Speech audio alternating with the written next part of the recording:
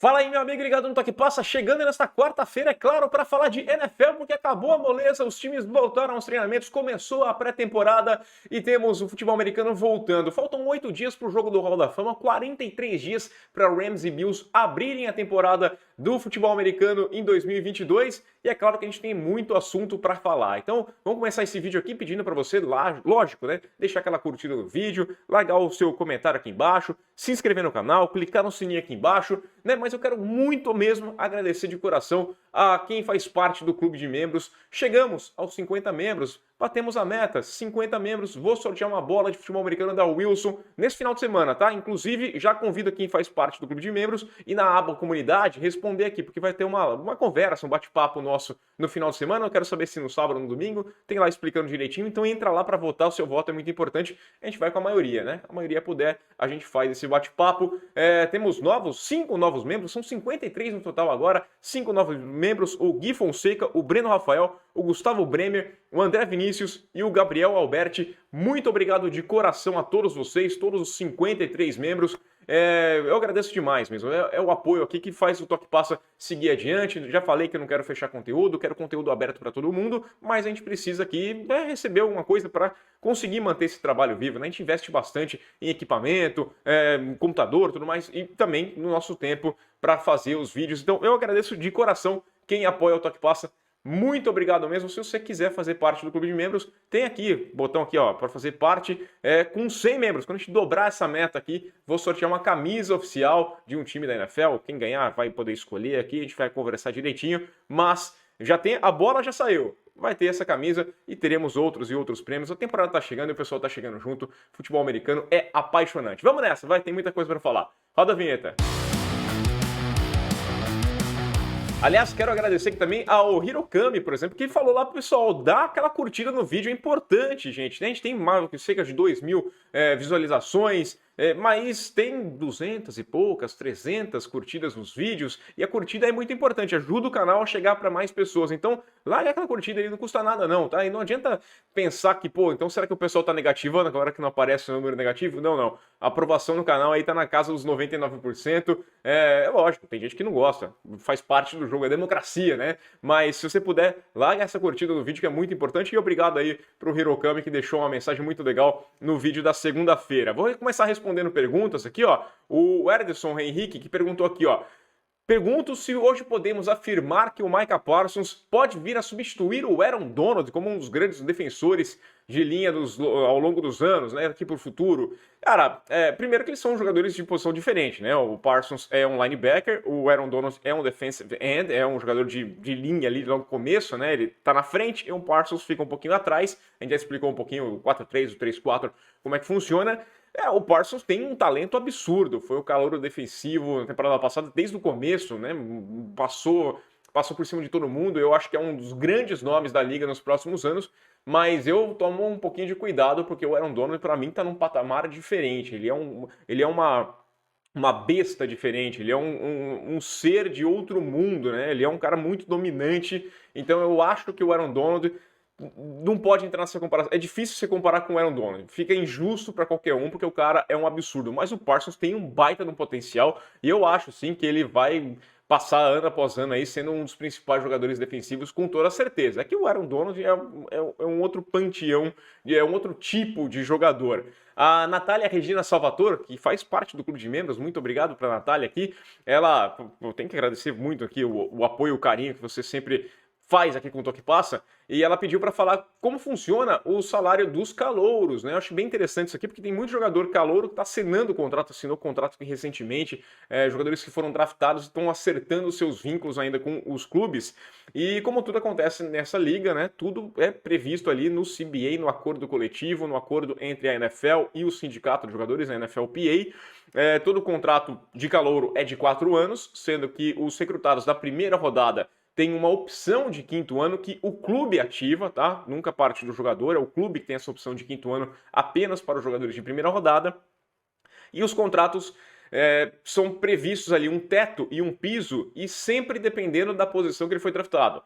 né? Então, por exemplo, o primeiro draftado, ele tem um valor mais alto, ele é um cara mais valioso, enquanto os últimos valem bem menos, né? Então, tudo isso tem que entrar na conta do clube, inclusive, quando ele está pensando em como é que vai ser o salary cap, ele tem que pensar em deixar o espaço aberto dependendo da posição de draft dele. Então, às vezes o trade down é interessante, inclusive nessa questão de grana. Se você tem um nome interessante, que você acredita que vai estar à disposição um pouquinho depois, às vezes ele faz um trade down, porque aí ele consegue pagar um pouquinho menos desse salário, né? O contrato prevê ali incentivo, tem bônus, tem o signing bônus, tem o salário base, tem bônus por workout, né, por treinamentos, por aparecer na pré-temporada, nesses trabalhos todos. E o importante aqui é destacar o primeiro ano de contrato, né? O primeiro ano, o valor que ele ocupa no cap, ele é muito significativo para o futuro do jogador, porque você só pode aumentar 25% de um ano para o outro. Então, por exemplo, se um jogador ganha 6 milhões nesse ano, você só pode aumentar para 1,5 milhão, né? Pode ser 7,5 milhões no outro ano, mas você não pode dar um valor a mais. Lembrando que o contrato de calouro só pode ser revisitado, só pode ganhar uma extensão ao fim do terceiro ano. Então, os 3 primeiros anos, aliás, são aquilo que está acertado lá atrás, né, quando ele foi draftado. E aí depois ele pode ganhar uma extensão, você pode negociar. No fim do terceiro ano, inclusive, o time deve exercer a opção de quinto ano, no fim do terceiro ano, não pode ser no quarto. Então, no fim do terceiro ele vai lá e ativa essa opção de quinto ano, que é uma loteria, né, se dá certo ou não dá. No caso do Baker, por exemplo, mas é mais ou menos assim que funciona. Tem um piso e um teto, dependendo da posição que o cara foi draftado. O Lucas Sartori, que perguntou aqui quais os jogos da pré-temporada podem passar a realidade da equipe. Olha, o segundo jogo é o mais importante, antigamente era o terceiro, né? O primeiro jogo é um pouquinho tirar aquela ferrugem, o segundo jogo era um pouquinho melhor, o terceiro era o definitivo, o ensaio geral, porque o quarto jogo você já tira o pé, já usa menos os astros, né? Já usava menos os astros quando tinha 4 jogos de pré-temporada, porque já estava se aproximando da temporada, você não queria machucar ninguém. Então o terceiro jogo agora faz esse papel de quarto jogo que é um pouquinho, você poupa, né? O segundo jogo passa a ser o mais importante. Agora, de fato, que dá para ter uma noção para a realidade das equipes, nenhum jogo, a não ser para o lado negativo. Toda impressão negativa que você tiver deve preocupar na pré-temporada. Tá? O ataque não está funcionando, a defesa não se encaixa, isso tem que ser considerado, né, bastante. O lado positivo, eu deixo de lado, não se empolga com o que o seu ataque estiver fazendo. Os Browns, por exemplo, no ano que eles foram 0-16, eles ganharam os 4 jogos da pré-temporada, né? Que não significa nada, então tem que tomar muito cuidado. Eu olho muito mais o aspecto negativo, não é ser pessimista não. E o André Vinícius pediu para explicar por que o jogo do Hall da Fama é entre Raiders e Jaguars, como é que funciona esse Hall da Fama. Eles levam em consideração a classe de jogadores que está sendo introduzida no Hall da Fama, né? Nesse ano, por exemplo, a gente tem o Tony Boselli, que é um tackle, um jogador de linha ofensiva histórico do Jacksonville Jaguars, e a equipe dos Raiders é representada pelo Cliff Branch, o ex-wide receiver, e também pelo Richard Seymour, o ex-defensive tackle. Ambos jogaram nos Raiders, então você pega ali, esses caras aqui entraram, eles jogaram por onde? Vamos montar um jogo disso aqui. Vamos lá, quando o Tom Brady se aposentar e for entrar no Hall da Fama, né, depois daqueles 5 anos, é bem provável que a gente tenha a equipe dos Patriots e talvez a equipe dos Buccaneers se enfrentando nesse jogo do Hall da Fama. É assim que é feita essa logística, né? Vamos passar para as notícias agora. Vou começar falando de Julio Jones, que assinou um contrato com o Tampa Bay Buccaneers. Falei aqui do Tom Brady, ele vai ter aí um novo alvo, um novo recebedor. Julio Jones, que no ano passado a gente estava numa empolgação enorme aqui, falando da chegada dele na equipe do Tennessee Titans, tinha feito aquela troca, deu 2 picks para a equipe dos Falcons, levaram o Julio Jones, vai ser um ataque sensacional, não funcionou. Julio Jones teve lesão pelo segundo ano seguido, ele teve muitos problemas de lesão, jogou apenas 10 jogos, teve ali 31 recepções, 434 jardas e apenas um touchdown marcado ali no fim da temporada apenas. O Julio Jones, que tá com 33 anos, não é uma idade, é uma idade considerável para um wide receiver, né, que precisa de muito de velocidade e as lesões demoram mais para serem curadas, e vai receber aí, vai tentar, ter uma chance, quem sabe vai ocupar aquele lugar do Antonio Brown. O Antonio Brown era aquele veterano que estava no ataque, né? Você tem ali o Mike Evans, o Godwin, que está voltando de lesão, e você coloca um cara mais veterano para ser esse recebedor. Julio Jones pode fazer. Eu quando o Brady estava lá nos Patriots, eu sonhava com o Julio Jones jogando, porque ele ainda é o jogador com a maior média de jardas por partida da história da NFL, mais de 91 jardas por partida, um nome histórico com toda certeza, que no ano passado não rendeu o que poderia render. Quem sabe, se ele estiver bem fisicamente, pode ser uma boa adição para a equipe do Tampa Bay Buccaneers. Uma notícia aqui do Joe Burrow, né? O Joe Burrow vai ter que passar por uma cirurgia de apêndice, né? Essa notícia foi dada lá pela ESPN, pelo Ben Baby, né? Um repórter que cobre lá o time de Cincinnati, um cara muito gente boa, conversei bastante com ele no ônibus a caminho do treino dos Bengals lá em Los Angeles. Essa cirurgia deve acontecer dentro das próximas 48 horas aqui, a gente sabe como é que funciona a questão de apêndice, né? Ele ainda está no período de aclimatação, chegou lá, ele se apresentou junto com os calouros na equipe dos Bengals, porque o quarterback pode fazer isso, já começa ali a se ambientar. E ele provavelmente sentiu alguma coisa, vai ter que passar para a cirurgia no apêndice. Não é uma cirurgia muito complicada, a recuperação não é muito demorada. Esse comecinho de pré-temporada não tem tanto problema, mas é uma notícia que vale a pena a gente comentar aqui sobre o Joe Burrow, que tem um potencial enorme. Pode estar na briga de MVP nessa temporada, quem sabe, né? Fez um ano muito bom no ano passado. O Chicago Bears, né, também se apresentou e deve ter mais problemas, porque o linebacker, o Roquan Smith, se apresentou normalmente junto com o elenco, né, mas para começar os trabalhos, mas ele não deve trabalhar, tá? Ele deve fazer aquele famoso hold-in, né? O Roquan Smith, que foi a 8ª escolha geral no draft de 2018, tá no último ano de contrato dele, na opção de 5º ano, e ele quer um contrato longo, ele não quer jogar com um ano apenas no seu acordo, ele quer um vínculo, uma extensão contratual com a equipe dos Bears. Se ele não aparecesse para treinar, seria multado em $40 mil por dia que não treinasse, então ele apareceu. Falou, tô aqui, mas não tô aqui não, tá? Então o Roquan Smith, ele é um linebacker que merece um contrato grande, tá pedindo aí na casa dos 20 milhões, né? Mas é um jogador que sempre entregou muito bem, é um dos melhores jogadores dos Bears aí, uma equipe que tá precisando muito. E então faz sentido ele dar essa cartada, né? Ele vai lá.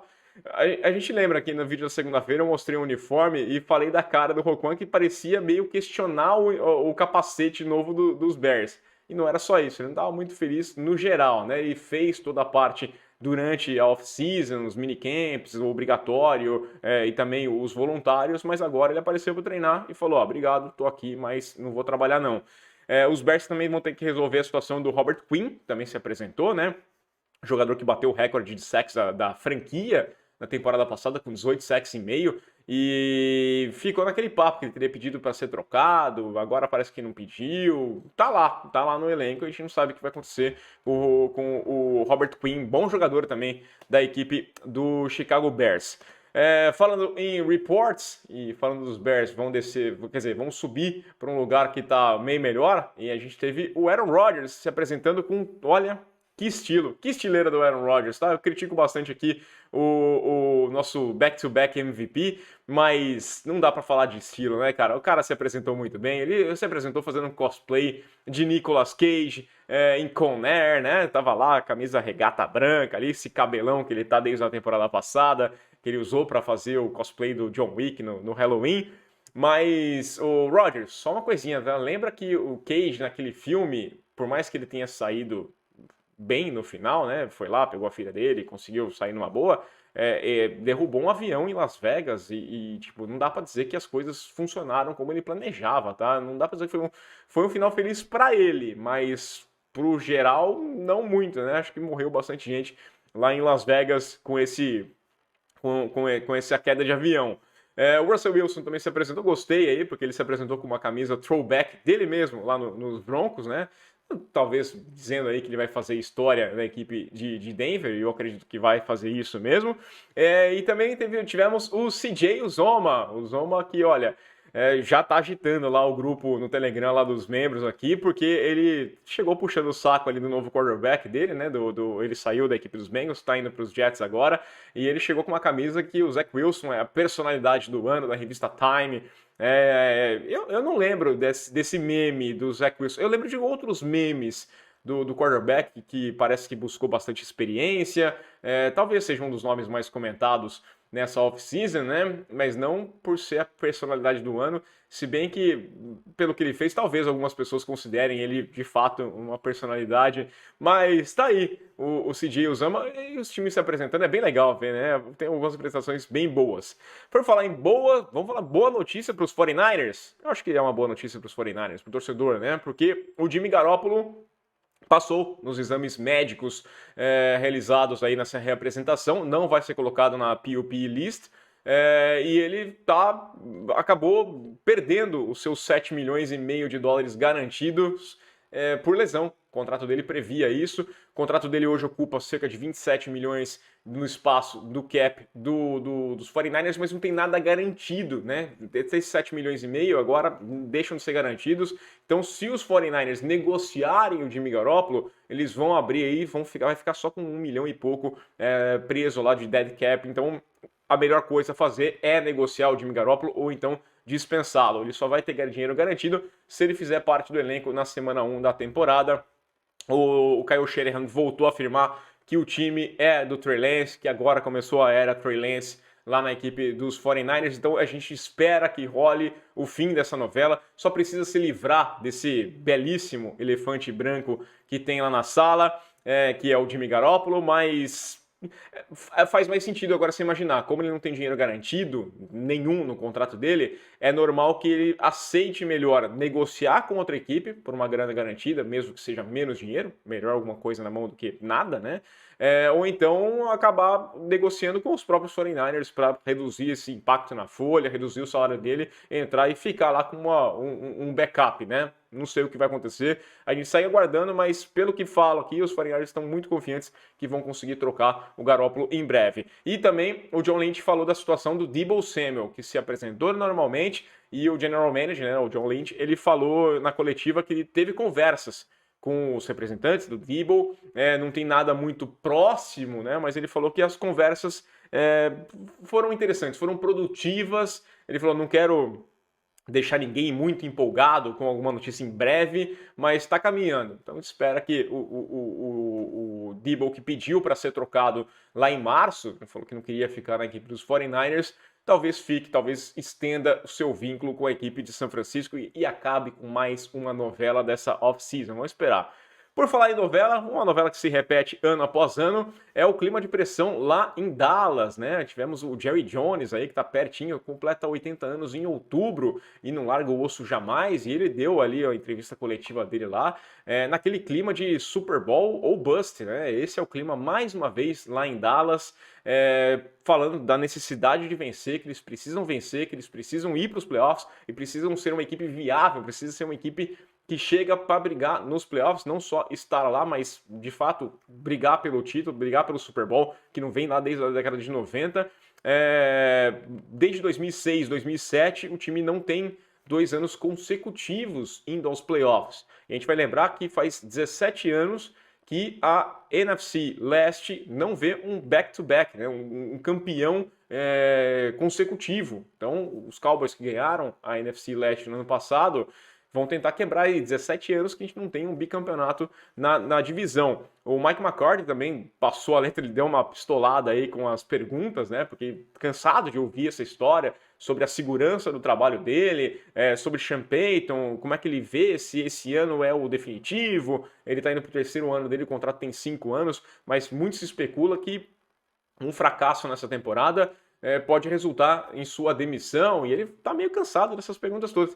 E a equipe do Dallas Cowboys, eu falo, é repetitivo porque é ano após ano essa mesma história, né? Muita expectativa, o time tem que ir, é o America's Team, é um time de muita tradição, com muita torcida, mas que faz muito tempo que não tem um protagonismo na liga, né? Agora esse ano eles liberaram, por exemplo, o Amari Cooper, estão com um espaço de 20 milhões no cap. Então, para que liberou o Amari Cooper? Para não usar para nada? Randy Gregory foi embora. Você tem essa dúvida do Dak Prescott, né? O Dak começou muito bem a temporada, mas depois ele passou aquela impressão de que a lesão ainda mexeu com a cabeça dele. Ele está inseguro com a contusão que ele teve grave lá há 2 anos. Surgiu aí o Von Miller mesmo dizendo que ele estava certinho para jogar pelo Dallas, que estava afim de jogar pelo Dallas Cowboys, mas que abria mão de uma certa parte da grana para jogar lá em Dallas, mas não tanta grana, que ofereceram muito abaixo, por isso que ele não foi. tudo isso começa a pesar, o clima em Dallas já começa bem de pressão mais um ano. Mais uma coletiva que a gente tem que falar do New England Patriots, porque o Bill Belichick elogiou bastante o Mac Jones, né? Fez aí uma coletiva em que ele não disse de novo quem vai chamar as jogadas, ele se mantém naquele, né? Não sei quem é o coordenador ofensivo, não sei quem vai chamar as jogadas ofensivas, mas ele elogiou bastante o Mac Jones, falou que o cara fez um trabalho aí que teve uma melhora drástica, né, na apresentação, que ele tá muito bem, elogiou o trabalho dele na off-season, falou que a temporada passada dele foi muito boa, mas que nesse ano ele já larga de um patamar muito acima. E é interessante a gente ver isso aqui. Por que eu tô puxando esse assunto, principalmente? Né? Não vou ficar só elogiando o Mac Jones. Pela questão do trabalho. O Bill Belichick elogiou e parece que o Mac Jones entendeu o que é a questão da ética do trabalho. O que ele precisa fazer para ser um quarterback melhor. É folga, é férias. Esse período longo de férias que você tem na NFL... mas é trabalho, você tem que se apresentar muito bem, você tem que melhorar para o ano seguinte. O segundo ano é muito importante para um quarterback, né? E o Mac Jones sabe que, pô, eu não posso só deitar na fama. Fui apontado aí como talvez o calor ofensivo da temporada, acabou indo pro Chase, mas, tipo, eu poderia ter sido esse cara. Vou descansar? Tô numa boa? Não, vou trabalhar, vou treinar. E eu puxei esse assunto porque... para falar do Kyle Murray, porque saiu a notícia aí, o contrato dele foi oficializado, foi assinado lá, tá registrado já na NFL, e aí o Ian Rapoport trouxe uma situação bem inusitada, e a cláusula exigindo pelo menos 4 horas de estudo independente por semana durante a temporada. Isso, para mim, é um dos maiores absurdos que eu vi nos últimos anos, você exigir que o seu quarterback estude, né? Me parece que tem uma cláusula também exigindo que ele coma todas as verduras e legumes e também escove os dentes depois das refeições, que ele durma cedo. Tá, é isso. Né? Eu fiz o contrato com meu filho, é essa a ideia? Né? Me chama muito a atenção. Até coloquei uma enquete lá no canal, aqui na aba comunidade, perguntando aqui se ficava mal para alguém, né? Se ficava mal para o Kyle Murray, se pegava mal para a equipe dos Cardinals, para os dois, ou então para nenhum, tava tudo de boa, fazer isso aqui no contrato tava normal, né? Neste momento que eu tô gravando aqui, 46% tá falando que pega mal pro Kyle Murray, 33% fala que não é negativo para ninguém, mas aí você coloca aí 66, 67% acha que é negativo para pelo menos um dos lados, os dois ou para a equipe dos Cardinals. Eu confesso a você que eu acho que faz mal para os dois, tá? Porque, cara, bom, tá aí na tela o adendo que colocou no contrato do jogador, ele diz que ele vai receber um material do clube num iPad ou outro dispositivo eletrônico, achei bem interessante isso, a linguagem do iPad, né? Afinal, a NFL ganha um dinheirão do Microsoft com o Surface, tá aí o iPad, mas deixando claro que o jogador tem que estudar o material sem prestar atenção em outra coisa. Ele não pode estar estudando enquanto assiste televisão, jogando videogame, usando a internet, se ele estiver assistindo Peppa Pig, não sei o que ele pode estar fazendo, né? Os caras fizeram um gráfico mostrando como tem a queda de desempenho do Kyle Murray depois que sai o Call of Duty. E, pô, não sei, pelo que estão rolando dos papos, faz sentido eu imaginar que seja de fato um problema, né?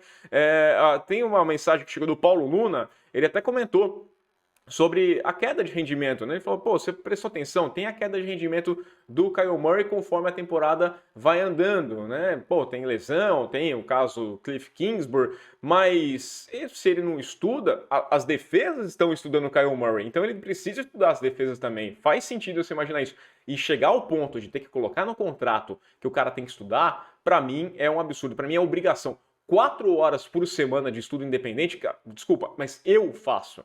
Tá? Eu faço mais de 4 horas de estudo para falar de NFL aqui por semana facilmente. Durante a off-season também. A gente estuda, não tem como. Qualquer jogador medíocre faz mais do que isso. Tá? Running backs fazem isso aí, qualquer... Sabe, sendo que running back, eu falo running back não desmerecendo, mas que a função do cara é mais correr ali e ele vai achar a brecha e vai correr, mas... Qualquer jogador faz um estudo de pelo menos 4 horas por semana. É um absurdo você ter que colocar isso aqui em contrato. O Sherman e o Ivo Stank, meus parceiros de Toque Passa Podcast, eles torcem para os Cardinals, eles estavam muito tranquilos com relação ao contrato, eles entendiam que os Cardinals não tinham que fazer, a não ser dar esse contrato mesmo, Mas eles ficaram com o pé atrás depois dessa notícia. Falaram, peraí, como é que é? Você tem que colocar isso, né? Me passa a impressão, inclusive, que os Cardinals deram o sorvete e depois exigiram que a criança fizesse a lição de casa.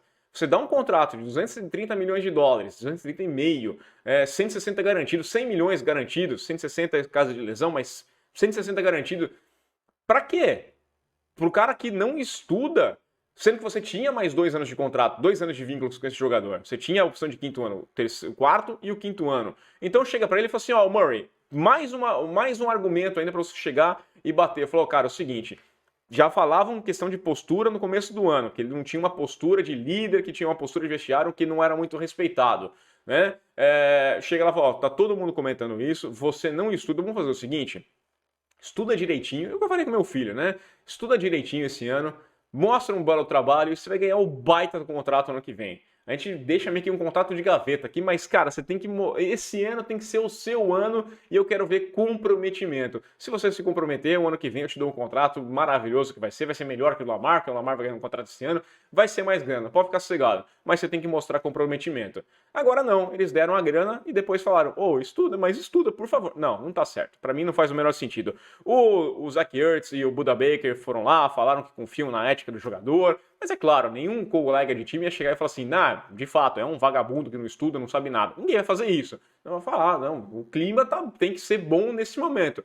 Mas no momento de uma derrota, num problema, esse assunto vai vir à tona. Aliás, esse assunto vai vir à tona em todas as situações, né? Os Cardinals venceram, o Kyle foi bem, estudou direitinho, perdeu, ele foi mal. Tá faltando estudo aí, tá jogando muito videogame, tem que ir pra cama mais cedo. Mas esse papo vai pintar. Pra mim é péssimo pra imagem do Kyle Murray, é ruim pra imagem da organização do Arizona Cardinals como um todo. Eu tô nesse pensamento. Não faz sentido você ter que exigir o mínimo de um jogador, dar um baita de um dinheiro e depois pedir que ele faça o mínimo, que é estudar e se preparar para trabalhar. É isso que acontece. Essa é a minha opinião, quero saber a sua. Deixa aí o seu comentário, curte o vídeo, assina o canal e a gente volta. Aquele abraço.